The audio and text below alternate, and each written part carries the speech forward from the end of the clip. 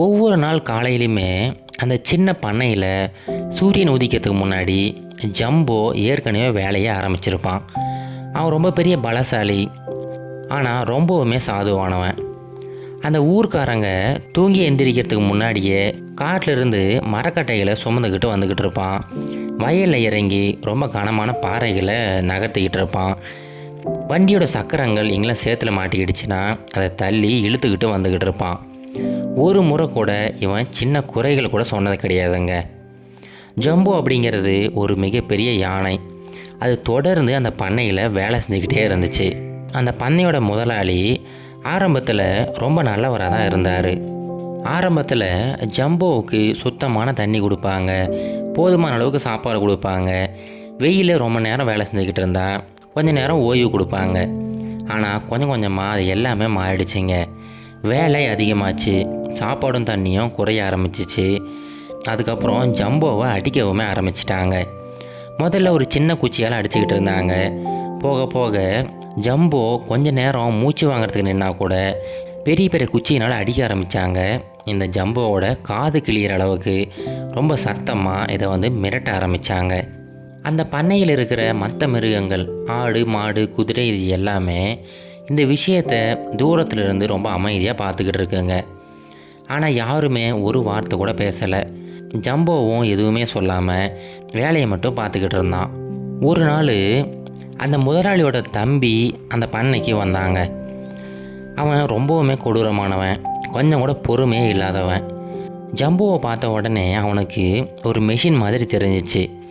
ஜம்போவோட கழுத்தில் கயிறு ரொம்ப டைட்டாக கட்டிட்டான். ஜம்போ ஒவ்வொரு அடி எடுத்து வைக்கும்போதுமே ஜம்போவுக்கு வலிக்க ஆரம்பிச்சிருச்சு. வழக்கத்தை விட 2 மடங்கு அதிகமான எடையை வண்டியில் ஏற்றிட்டான். ஒரு சொட்டு தண்ணி கூட கொடுக்காம ஜம்போவை வேலை வாங்கிக்கிட்டு இருந்தான். இப்போ அந்த யானை கொஞ்சம் வேகத்தை குறைஞ்சா கூட உடனே ஒரு பெரிய கம்பை எடுத்து அந்த ஜம்போவை ரொம்ப கொடூரமாக தாக்க ஆரம்பித்தான்.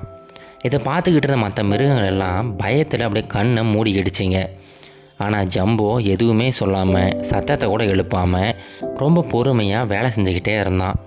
ஆனால் அவன் மனசுக்குள்ளார ஒன்று மட்டும் சொல்லிக்கிட்டான், இந்த வழியை ஞாபகம் வச்சுக்கிறேன் அப்படின்னு மட்டும் அவனுடைய மனசுக்குள்ளே சொல்லிக்கிட்டான். அன்றைக்கி நைட்டு இருட்டில் ஜம்போ தனியாக நின்றுக்கிட்டு இருந்துச்சு. அவன் தூங்கலை. அந்த பண்ணையை சுற்றி அப்படி பொறுமையாக பார்த்துக்கிட்டு இருந்தான். அந்த பண்ணையை சுற்றி வேலி அமைச்சிருந்தாங்க. அந்த வேலிக்குள்ளார அந்த ஆடு மாடு குதிரைகள் எல்லாமே அடைப்பட்டு கிடந்துச்சு. அப்போ தான் ஜம்போவுக்கு தோணுது, அந்த யானை மாதிரியே மற்ற எல்லா மிருகங்களும் அங்கே கைதியாக தான் இருக்குதுங்க அப்படின்னு சொல்லிட்டு ஜம்போவுக்கு புரிஞ்சிச்சு. அப்புறம் அந்த பண்ணையோட முதலாளி அவருடைய பணம், அவருடைய தானியங்கள், அவருடைய கருவிகள் எல்லாத்தையுமே ஒரு சின்ன கிடங்களை வச்சுருந்தார். அதை பார்த்த உடனே ஜம்போ மனசுக்குள்ளார திடீர்னு ஒரு அமைதி பரவுச்சு. அது கோபம் கிடையாது, ஆனால் ஒரு உறுதியான முடிவாக இருந்துச்சு. அடுத்த நாள் காலையில் அந்த பண்ணையோட முதலாளியும் அவருடைய தம்பியும் சீக்கிரமாகவே வந்துட்டாங்க. அன்னைக்கு ஜம்போவுக்கு ஒரு பெரிய வேலை ஒன்று வச்சுருந்தாங்க. காட்டில் இருந்து ஏகப்பட்ட மரக்கட்டைகளை கொண்டு வரணும். அது ஜம்போவில் மட்டும்தான் முடியும். அதில் அவங்களுக்கு ரொம்ப நிறையவே பணம் கிடைக்கும். ஆனால் அன்றைக்கி ஜம்போ நிற்க வேண்டிய இடத்துல இல்லாமல் அந்த வேலிக்கு பக்கத்தில் நின்றுக்கிட்டு இருந்தான். உடனே அந்த பண்ணையோட முதலாளி ரொம்ப சத்தமாக, ஜம்போ உடனே இங்கே வா அப்படின்னு சொல்லிட்டு கத்த ஆரம்பித்தார். ஆனால் ஜம்போ நகரவே இல்லைங்க. உடனே அந்த முதலாளியோட தம்பி ஒரு குச்சியை எடுத்துக்கிட்டு ஜம்போவுக்கு முன்னாடி போய் நின்னான். அதுதான் அவன் அந்த பண்ணையில் செஞ்ச கடைசி தவறாக இருந்துச்சு. ஜம்போ மெதுவாக அந்த வேலியை அப்படி பார்த்துக்கிட்டு இருந்தான். 1 அடி 2 அடி அப்படியே முன்னாடி போய் அந்த வேலியை ஓங்கி ஒரே ஒரு தள்ளு தான். மரம் உடையிற சத்தம் கேட்டுச்சு. ஒரே சமயத்தில் அந்த பண்ணையை சுற்றி இருந்த எல்லா வேலியுமே அப்படியே தரமட்டமாயிடுச்சிங்க.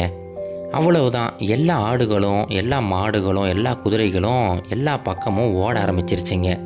அந்த திறந்த வெளியில் சுதந்திரமாக எல்லாமே ஓடி போயிருச்சிங்க. இப்போ அந்த பண்ணையோட முதலாளி அப்படியே கத்த ஆரம்பித்தார். உடனே அவருடைய தம்பி அந்த ஆடு மாடுகளை துரத்திக்கிட்டு பின்னாடியே ஓட ஆரம்பித்தான்.